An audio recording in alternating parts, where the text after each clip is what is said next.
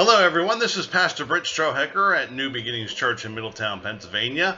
Boy, it's Wednesday already this week, and I didn't get a chance to talk to you guys yesterday on Tuesday. I'm filming this on August the 9th, so that would have been Tuesday, August the 8th. I missed that day because I had an emergency call, and as you all know, pastors are on call 24/7, and sometimes people just need our help. And when they need our help, we are always willing and ready and able to answer that call. So I appreciate you guys understanding that, and I want to get back into the book of Jonah. It seems like every time we start looking at this book of Jonah, something happens that it gets interrupted. So we already talked about chapter 1 on Monday of this week. I wanted to talk about chapter 2 yesterday, so we're going to talk about that today. And this is chapter 2. It's entitled Jonah's Prayer, and I'll read what it says here. Then Jonah prayed to the Lord his God from inside the fish. He said, I cried out to the Lord in my great trouble, and he answered me. I called out to you from the world of the dead, and Lord, you heard me. You threw me into the ocean depths, and I sank down to the heart of the sea. I was buried beneath your wild and stormy waves. Then I said, O Lord, you have driven me from your presence. How will I ever see you or your holy temple again? I sank beneath the waves, and death was very near. The waters closed in around me, and seaweed wrapped itself around my head. I sank down to the very roots of the mountains. I was locked out of life and imprisoned in the land of the dead. But you, O Lord my God, have snatched me from the yawning jaws of death. When I had lost all hope, I turned my thoughts once more to the Lord, and my earnest prayer went out to you in your holy temple. Those who worship false gods turn their backs on all God's mercies, but I will offer sacrifices to you with songs of praise, and I will fulfill all my vows, for my salvation comes from the Lord alone. Then the Lord ordered the fish to spit up Jonah on the beach, and it did. Now, do you see what's going on here? Listen to these words from Jonah. I mean, he is in the worst of predicaments. Now, think about this. He's inside a fish. How would you feel if you were inside the belly of a big fish? It would seem to me that we'd all seem to look around ourselves and think, this is kind of a hopeless situation, isn't it? But you never, ever have reason to give up hope when it comes to God. It doesn't matter what your circumstances are, and it doesn't matter what people have told you. Maybe you got a bad prognosis from the doctor. Maybe you got bad news about your job or your finances, or maybe things are going terribly wrong in your marriage or terribly wrong in a relationship. Or maybe something's gone terribly wrong with one of your kids. It doesn't matter what situation or circumstance you find yourself in life, because there's always, without exception, hope when God is in the picture. And if you doubt that, think about Jonah. He's in the belly of a fish, being slowly digested. You know, at this point, for all intents and purposes, he's slowly dying inside this fish.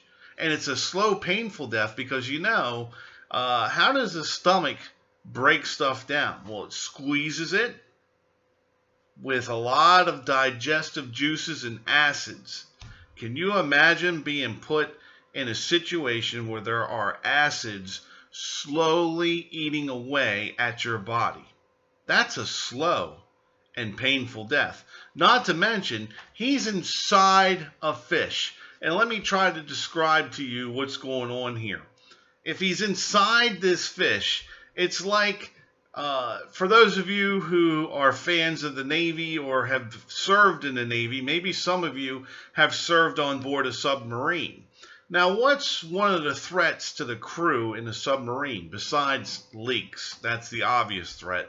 But what's the other threat? Well, if the air cleansing system or the oxygen system on board the submarine fails, there is a huge problem. And what's the huge problem? Well, when we inhale oxygen, what do we exhale? Carbon dioxide. So once the oxygen is all used up, what do you have inside the tube that's called a submarine? A bunch of carbon dioxide. Can humans live on carbon dioxide? Not really, and not really long.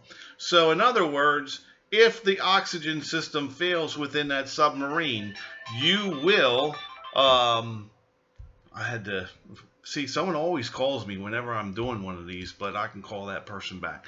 But anyway, you could slowly suffocate to death if the oxygen system fails on a submarine.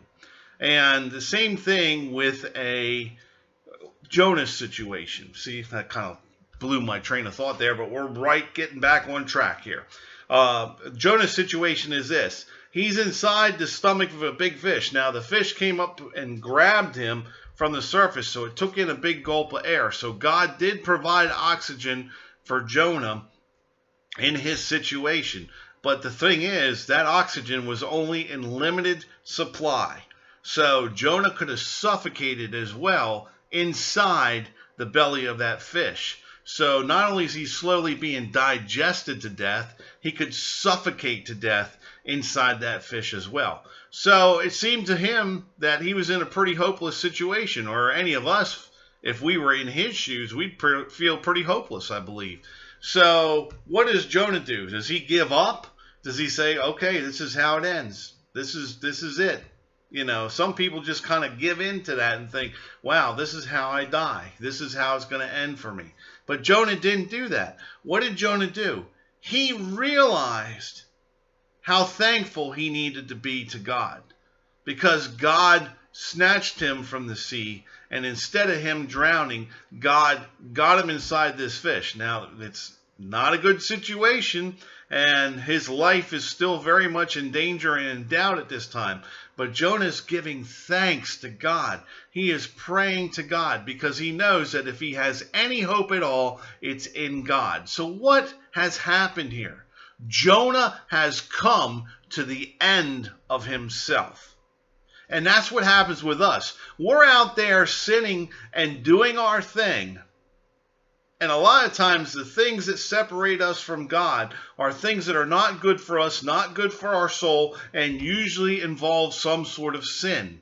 And that puts a big wedge between us and God in our relationship with him. So, you know, we keep drifting and drifting and drifting away from God. But at some point, we need to come back to our senses. So what does God do? Even though we're pushing him away and allowing that wedge to come between us, he's constantly reaching out to us. If you don't believe me, look at what the prophet Isaiah told us. He's constantly reaching out to us. That's what the Lord told the prophet Isaiah to tell the people. I'm constantly reaching out to you. Regardless of what your situation may be or what you may have done, I am constantly reaching out to you. Why? Because I love you unconditionally. See, that's what people don't get about God. He loves them unconditionally. And he doesn't give up on us. We may give up on him, but he never gives up on us. That's what a lot of folks don't understand. God never gives up on you. Never. There's nothing that would make him give up on you. The only time that he has no hope of helping you is when judgment day comes, and him being a just God will make sure that justice is done. It would not be just for a sinner to get into heaven versus someone who has sought out the Lord's forgiveness and repented from their sin. So what happens? People need to come to the end of themselves. They need to stop being so prideful, so arrogant, so selfish or self-centered, or they need to stop pushing God away. And how does that happen? They usually find themselves in circumstances that to them seem hopeless. Sometimes that's what it takes for God to get to us. Sometimes that's what it takes. It takes us coming to the end of ourselves where we're ready and willing to surrender ourselves to God. Unfortunately, it doesn't have to be that way, but we're the ones that choose to make it that way. So here we have Jonah at the end of himself, but yet he's praising God while he's slowly dying inside a great fish. Many people in his position would give up. A lot of them would be cursing God, saying, some God you are, look where I am right now. If you were real, you wouldn't have, I wouldn't be inside this fish slowly dying. A lot of people, now that's the chapel phone. See, we got a lot of phone activity around here. I'll tell you what, that's a phone that I don't have to answer, but it rings constantly. Anyway, see, a lot of distractions. It's hard sometimes to stay focused on God. But we all have those distractions throughout our day. But anyway, Jonah and a lot of people in Jonah's situation would be cursing God, saying, some God you are, look where I am. And why did you let me be in this position? Why did you put me in this position? Why did you put me in this place? So they would not be praising God. But here's Jonah giving thanks to God and praising him inside the belly of the fish. And God knows that Jonah now has finally got to the point where he's come to the end of himself and is going to be willing to obey what God has to say. So what does God do? God commands the fish to spit up Jonah on the beach. And that's exactly what happened. So we'll talk more about this story tomorrow. Until then, remember, nothing in this world is more important than the love of Jesus Christ. Okay, now where did I put those earphones? Not earphones. I need earplugs. I need to go out the store and find some earplugs. I'll talk to you guys soon.